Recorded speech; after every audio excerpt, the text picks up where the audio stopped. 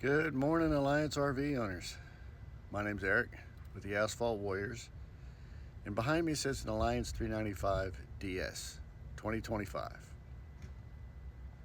already had some warranty issues on it. Figured most of them were solved. But if you own one of these and you've had this problem, please let me know.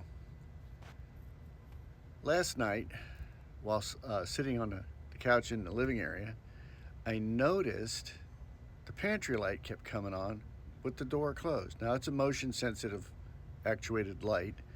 So I figured maybe I've got a fly flying around in there that triggered it. Open the door, no fly, no creepy crawlies, none of that stuff. Just dim to flickering. Open up the refrigerator, the light in there was dim. Now, this 395 DS has a rear bedroom. And if your significant other or family member is cold or sick and you want to keep the AC off, especially like last night where it was 46 degrees, turn the heat on in there so she could be warm.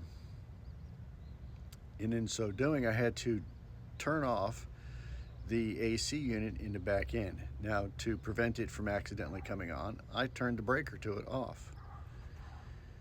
Well, that's when we started noticing the lights flickering, going dim, all that other stuff. So I did some checking. I thought, well, online went through and somebody said, well, you possibly got a bad inverter. Flickering lights is a sign of a bad inverter. LED light switches, dimming and switch. I ordered a dimming light switch last night, $19 off of Amazon. It's going to be here Monday. It's nice to have one on hand in case I need it, now that I know that I don't. How do I know I don't need it? Well, in the process of investigating what was going on, opened up the breaker panel underneath the kitchen counter and turned the breaker back on to the rear bedroom AC unit, which doesn't have any heat going to it whatsoever. It's strictly off or AC. So I turned that back on, and lo and behold, the flickering stopped.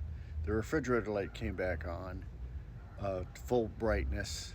The lights on the interior of the unit stopped flickering, waving back and forth. And the pantry light went all of a sudden bright. Well, what does that tell you? Well, it tells me that the breaker panel isn't as sturdy as it should be.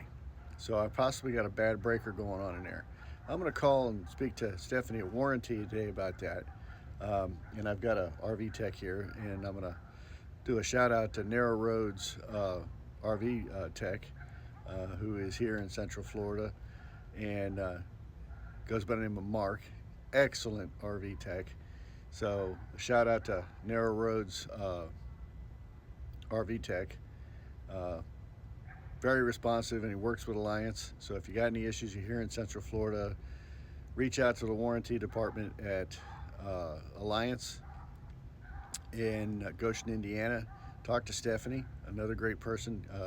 Let her know what your issues are, and tell her you've got a tech that's down here, and reach out to him after you talk to her, and then those two can get together and wonders will happen.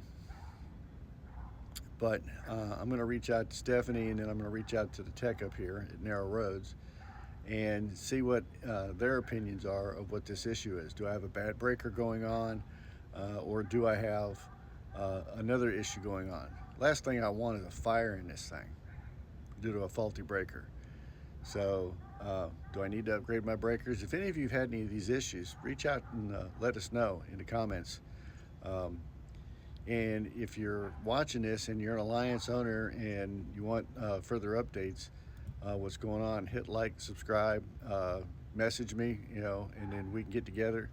We're due to take this thing up in April to Goshen, Indiana for its first warranty, first year warranty repairs.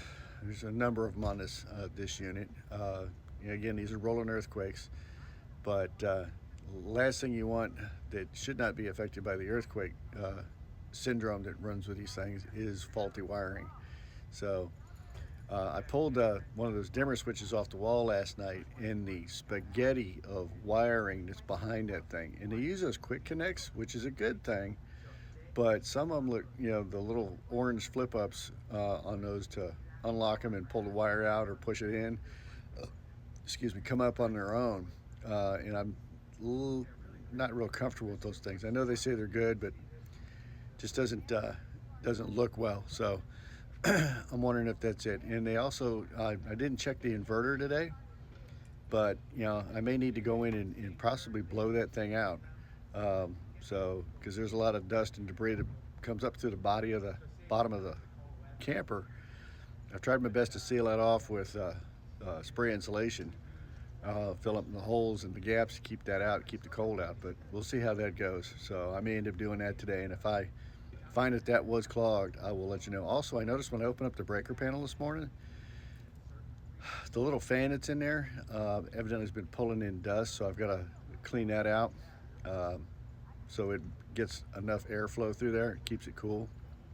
But it's wintertime, so we're getting close to wintertime, December 21st. So it's getting cold. It's going to get colder, especially here in Florida. Just watching the weather, local weather forecasts. They're saying around January 19th, it's going to get down to about 19 degrees, all the way down to Orlando here. So it pays, I'm going to use a military term here, it would behoove you to watch your weather forecast.